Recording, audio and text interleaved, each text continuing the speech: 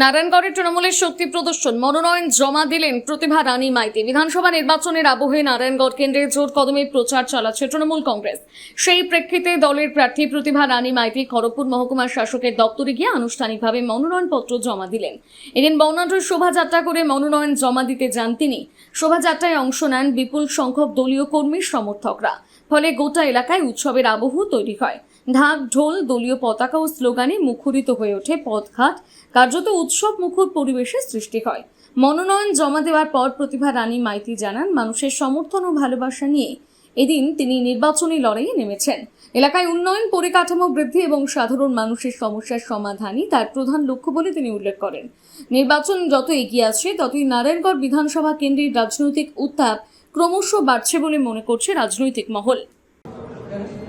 মানুষ স্বপ্ন নিয়ে আছে, স্বপ্ন দেখছি না আমি, বাস্তবেও আপনারা দেখতে পাচ্ছেন মানুষ কতখানি আনন্দিত।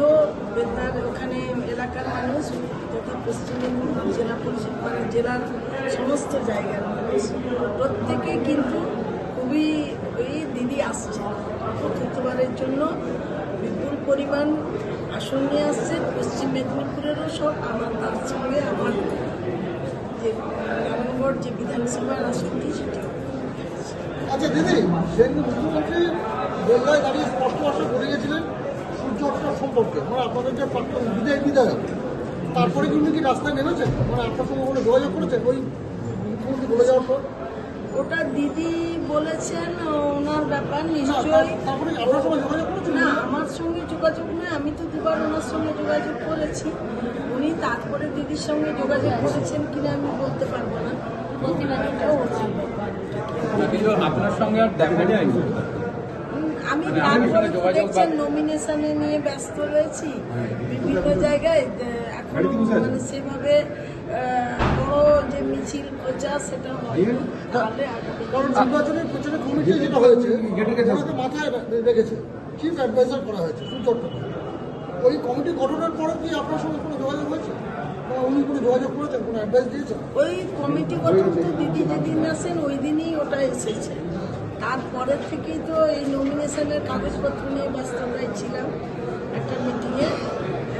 ফোনেই উনি কথা হয়েছে, আর কোনো ছিল। আপনার আশা কি ওনাকে পাশে পাবেন?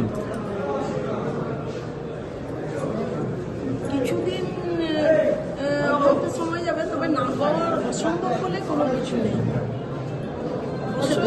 গতবারের থেকে মার্জিন বাড়বে না কমবে, কি মনে হচ্ছে? অবশ্যই বাড়বে।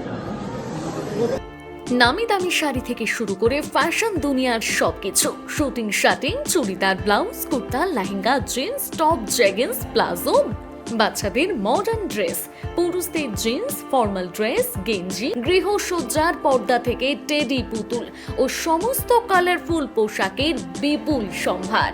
আদিবাসী মা বোনেদের সমস্ত ধরনের পোশাক পেয়ে যাবেন একই ছাদের তলায়। ন্যায্য মূল্যে মানুষকে পরিষেবা প্রদান আমাদের প্রধান লক্ষ্য। তাই তো হাজার হাজার মানুষের ভরসা ও ভালোবাসা একমাত্র রিয়া মেগা শপ, খড়িকামাথানি, নয়গ্রাম, ঝাড়গ্রাম। আপনারা রিয়া মেগা শপে আসুন, কেনাকাটা করুন। আপনাদের জন্য রয়েছে বিশেষ বিশেষ উপহার এবং বিশেষ অফার। Thank you. নিজেকে আপডেট রাখতে ফলো করুন সানন্দা নিউজ।